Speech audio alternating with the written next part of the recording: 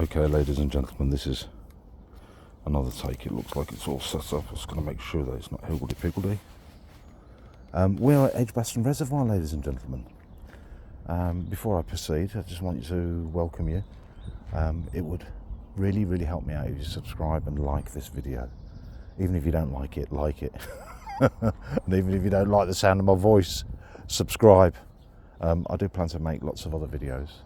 This is about the 6th attempt that I've made of walking around here to try and get the best shot. It's a lovely morning, it's Sunday morning. I've just been to Harborne High Street to make a video down there. I tried to walk 4 times a day around here to lose weight, but it doesn't appear to be working. However, what I do know about this place is absolutely bloody gorgeous. So I'm going to share the beauty with you now on this walk. I'm going to do 1 lap, should take about 50 minutes. And we can hear the bird song. The sun is shining, the sun has got his hat on, hip hip hip hip hooray, the sun has got his hat on and he's coming out to play. Oh do da day, oh do da day, oh da do do do do do da do da da da da da da da do da day. Okay, so let's go and have a look. So you know, I think what we should do, we should see what Wikipedia says about Edgbaston Reservoir. Let's have a look, see what it says. Yeah, Edgbaston Reservoir. Okay, yes, I've got some material to read. Look at that water, isn't it gorgeous? I mean, the most recent videos I've made have been cloudy days, but the sun, as I say, the sun has got his hat on, and you know, we should get some really good shots. So, Edgbaston Reservoir, originally known as Rutten Park Reservoir, and referred to in some early maps as a rock pool reservoir. All right, lads, flying rats, pigeon fanciers. Let's have a look. Oh, there we go. Just to get a little picture in. There you go. And another one. Come on, yeah. Come on. I want to see the sleigh by. Oh, they're not frightened of me anymore. And this car park now, after COVID, they didn't reopen it, so you can't park here anymore.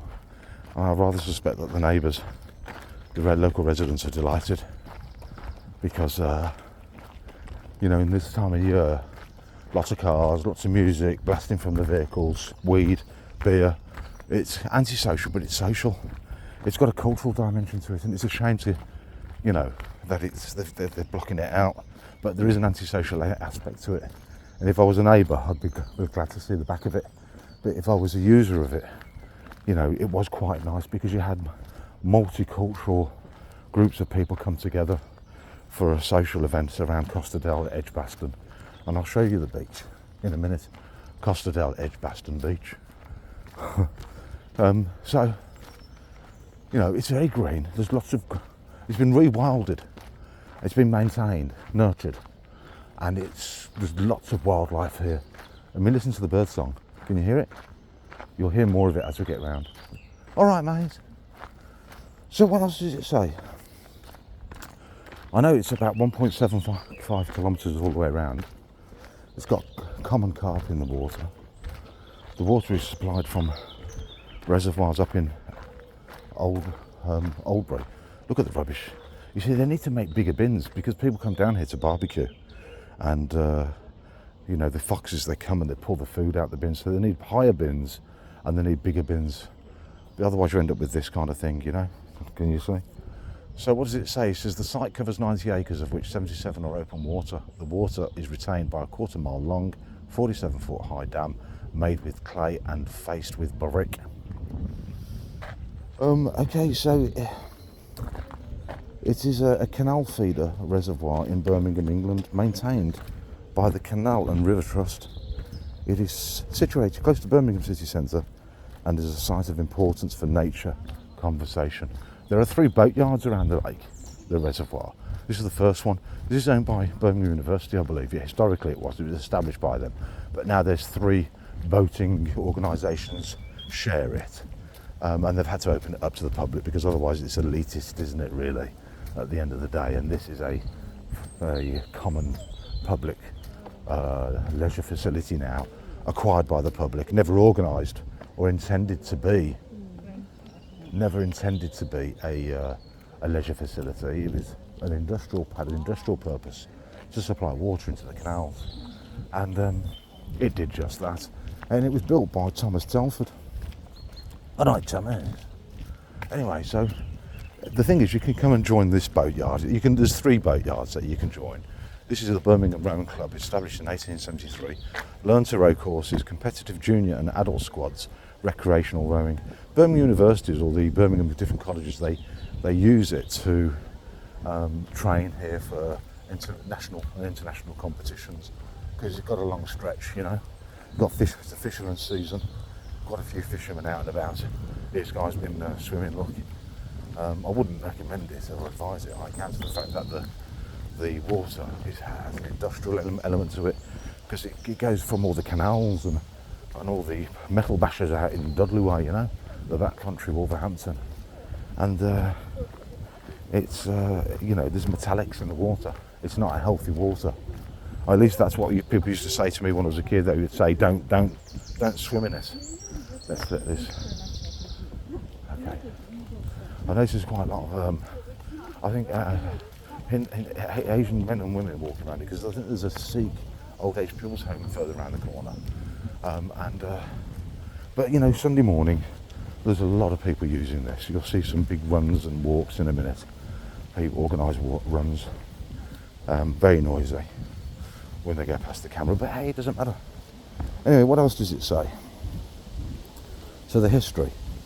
He said originally a small pool named Roach Pool in Rotten Park. This area was Rotten Park. There's Costa del Edgbaston. You see where that fisherman is? That's that little beach.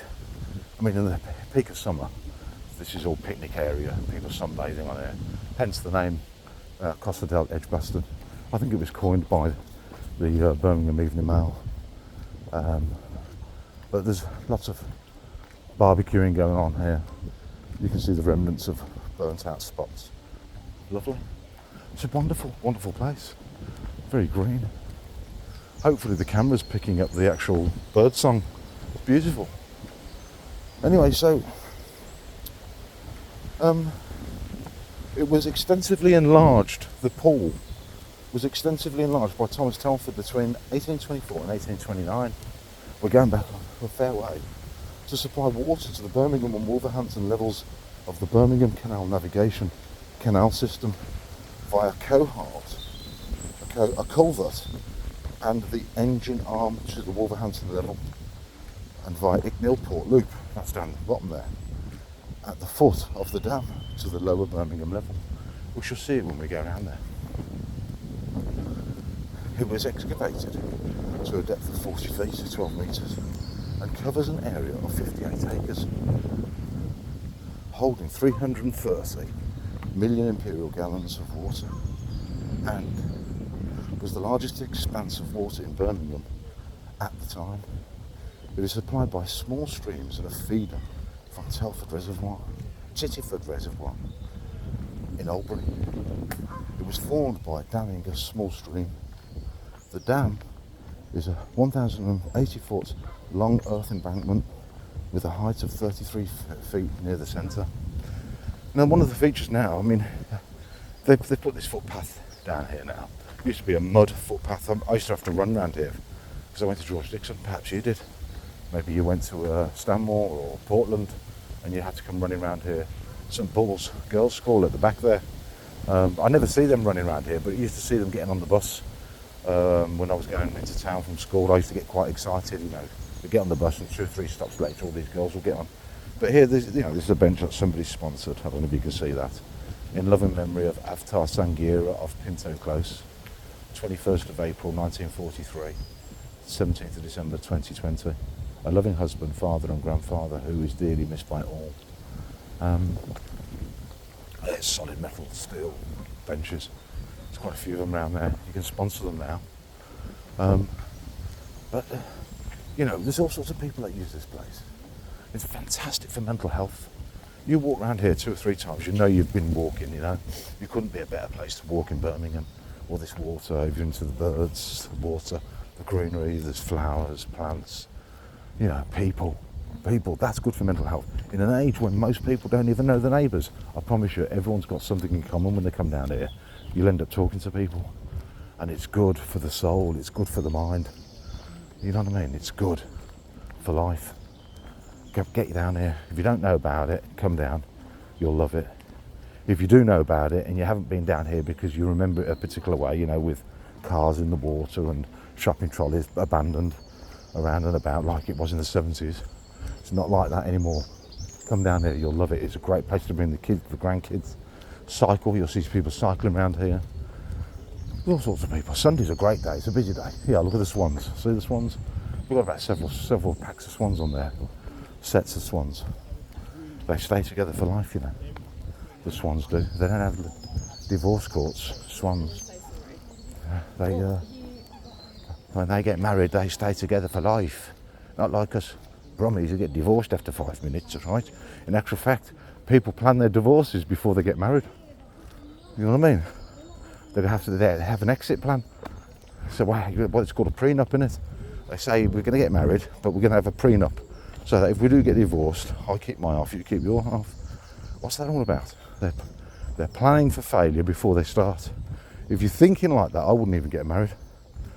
What's the point? You get married today and divorced tomorrow. Okay, you can make a mistake. Well, don't make the mistake in the first place. Till death do us part, ashes to ashes. That's what it should be. Anyway, rubbishing on again. I've got the stabilisation on this camera, so I'm hoping it works nicely. This is that bird song. I wonder what they're saying. See, Dr. Dolittle knew. King Solomon knew. King Solomon knew what the birds were saying. He could talk to them. And somebody's got a nice little garden there with a garden hut at the end of it. Look, can you see? I'll lift it up a little bit so you can see. Nice. Bring your coffee, pop down there. A bit of a radio in the background, Sunday newspaper, poached egg toast. Sit there, listen to the bird song, looking out over the water. What a great place to live. So it goes on. It was excavated to a depth of 40 feet and covers an area of 58 acres, holding 380 million imperial gallons of water. It was the largest expanse at the time. Okay, we read all that.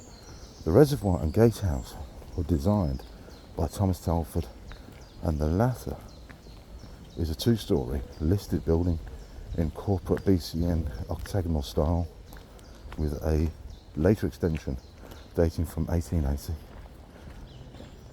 In 1873 the reservoir was crossed. Yeah, I know this is something I didn't know.